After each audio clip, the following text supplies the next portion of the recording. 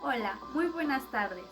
Soy la licenciada Sayuri Janet González Esquivel y estoy estudiando el quinto cuatrimestre de la carrera de enfermería en la Universidad Unitec, Campus Atizapán. El día de hoy les voy a hablar un poco sobre la pandemia del 2009. Todo comenzó en el mes de febrero-abril, cuando México notificó a la OMS y a la OPS significa Organización Mundial de la Salud y OPS significa Organización Panamericana de la Salud. Bueno, les notificó que había un incremento de infecciones respiratorias agudas en dos lugares, en Veracruz y Oaxaca, pero aún no se sabía con exactitud si eran bacterianas o virales. Mas sin embargo sí se tenía como una idea de que podrían ser virales. Este tipo de infecciones no se habían manifestado anteriormente en los humanos, mas sin embargo sí se habían manifestado en los animales. Y para ser un poco más exactos, se habían identificado en los cerdos. Pero después México, a mediados de abril, mandó pruebas al Laboratorio Nacional de Microbiología, las Oficinas de Salud Pública de Canadá, para que así el 23 de abril del 2009 se notificara que había sido una influenza de tipo A H1N1, o también conocida como virus H1N1. El 23 de abril por fin se notificó dicha información y el 25 de abril la OMS declaró una emergencia de salud pública y de preocupación a nivel internacional.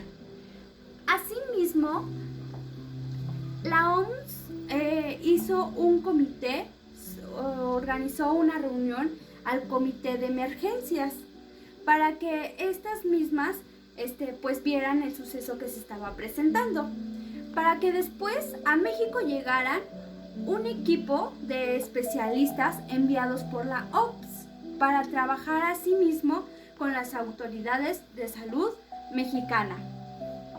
Pero para eso, para el 11 de junio, ya había un nivel muy alto sobre esta dicha pandemia, que nos estábamos encontrando en la fase 5 y 6. O sea que estábamos en la fase 5, pero ya estábamos entrando a la fase 6. A mediados del mes de julio, México cuenta con más de 10,000 personas o casos presentados en el país. Y asimismo de que México los presentó, después siguieron Canadá y Estados Unidos, el cual ya después se volvió como una alerta de pandemia, porque en dichos tiempos de meses se habían presentado grandes cantidades de vuelos, el cual pues se podría decir que varias personas de dichos vuelos ya iban contagiadas o ya iban con algún síntoma, ¿no? Entonces por eso es que ya se empezó a preocupar México, tanto como otros países, de que esto ya iba a empezar a ser una pandemia. Y pues no se encontraba ni vacuna ni algún otro método para que se pudiera acabar con esta pandemia, ¿no? Pues apenas íbamos entrando. Pero bueno, para reducir la exposición, la humanidad al virus H1N1,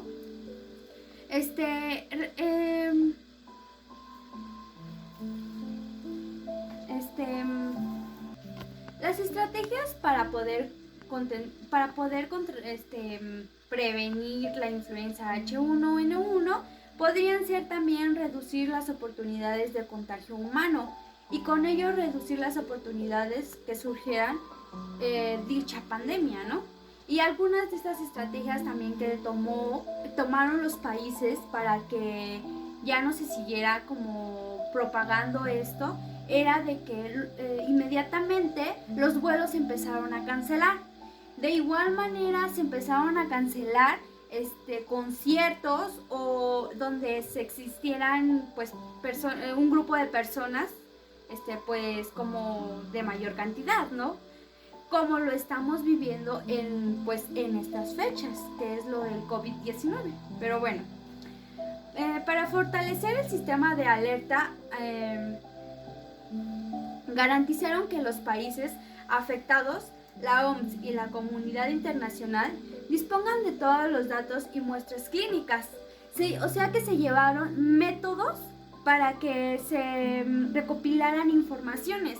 Y dichos métodos para recuperar las informaciones fueron que de los expedientes clínicos de las personas ya fallecidas, pues investigar un poco más, como por ejemplo a qué edad se estaba dando esta enfermedad o a qué tipo de sexo estaba más esta enfermedad. Como por ejemplo en la pandemia del 2009 se dice que fue en los adolescentes, en las personas de 30 a 40 años y pues nada más, porque no se estaba dando casi ni en niños ni en personas mayores, como ahora está siendo al revés, que se da más en niños y en personas mayores. Pero dicha enfermedad, la del 2009, pues no fue así. Más sin embargo, sí estaban propensos a eso. O sea, eso no significa que no estuvieran propensos, sino que eso significa que era un mínimo de riesgo el que ellos podían contagiar o tener la influenza H1N1. Y pues impedir que aumentara la transmisión del virus H1N1 entre los seres humanos o retrasar su propagación internacional, pues fue también que pues dejaran de vender carnes, porque decían que el virus estaba en las carnes. Entonces mandaron a que los puestos de carnes se empezaran a cerrar. Desarrollar la capacidad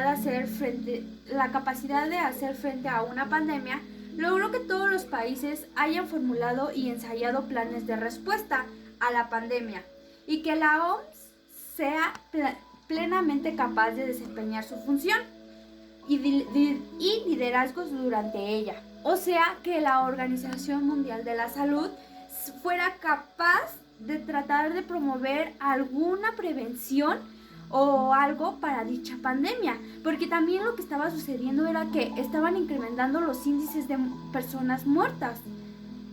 Y pues otro las organizaciones o sistemas que participaron fueron las vigilancias epidemiológicas, que su objetivo principal ante todas las pandemias que se han presentado en todos estos años o así, y más en la del 2009, pues ha sido el que analice el por qué se da, en qué personas se da y el llegar a alguna prevención. O sea, la vigilancia epidemiológica analiza cuando las curvas se elevan o cuando las curvas de mortalidad bajan. Por ejemplo, si se ve una curva elevada en personas de 40 años, un ejemplo, se ve una curva elevada en las personas de 45 años por mala alimentación, pues la vigilancia epidemiológica lo que hace es de que pues vea alguna prevención para dicho fenómeno. O sea, lo analiza, lo examina, lo observa y llega a alguna prevención. Las actividades científicas vulnerables de investigaciones y desarrollos garantizan que tras declaración de la pandemia se dispongan rápidamente y a gran escala de vacunaciones, o sea, que se movilizara para implementar una vacuna para dicha pandemia, o sea, la influenza H1N1. O sea que también en algunos artículos se llega a decir que la OMS hubo un momento donde tuvo que poner la vacuna, aunque no estaba analizada y pues con todo su procedimiento de análisis, la tuvo que poner en personas porque ya se veía un incremento grande de personas muertas, y no nada más en México, sino que a nivel mundial. Y pues también conocimientos científicos sobre el virus procesan que pues era lo mejor para la pandemia. Pero bueno, seguimos. También el lavado de manos era lo que promovían mucho la OMS que hicieran las personas. O el traer cubrebocas, el estornudar, taparte con la mano, entre otras cosas, ¿no? Administraciones de la vacuna contra la influenza implementaron del protocolo Bobo para la higiene respiratoria, lo que les acabo de mencionar. O sea que cuando tú tosieras te taparas la boca con tu puño o con el codo para que esas partículas no se esparcieran a las demás personas. Y también se manejaron apropiadas respiraciones, ¿no? Porque estaba afectando a los pulmones. Adhesiones a las preocupaciones para el control de la infección en las atenciones al paciente y procedimientos de generar aerosol. Pues también los pacientes tenían que tener oxigenaciones. Y pues en México se empezaron a construir otros centros de salud donde pues metían a las personas que estaban infectadas para no infectar a otras personas, porque pues en otros hospitales se encontraban personas sanas y personas enfermas, y pues las enfermas infectaban a las sanas y se hacía más el incremento del virus. También en una gráfica que mostraron, pues muestran que ocupa el 40% el DF en personas muertas y el 19% en el Estado de México. Y pues fueron los dos lugares donde hubieron más personas que murieron por la influenza H1N1.